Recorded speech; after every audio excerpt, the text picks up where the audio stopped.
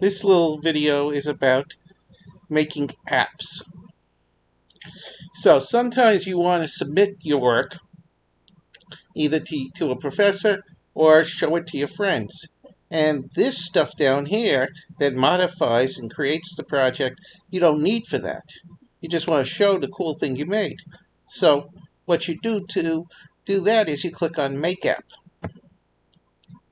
Now Make App brings up, and you got to give us a name.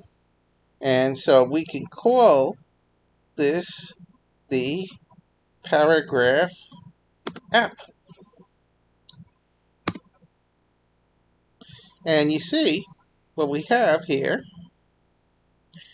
is it cleared out that. It didn't clear this out for some reason, but I can. Okay, but if I click count words now, it's 0 words there, and I can say, 1, 2, 3, and 4, and I count those words. There are 4 words. And so that's how the app works.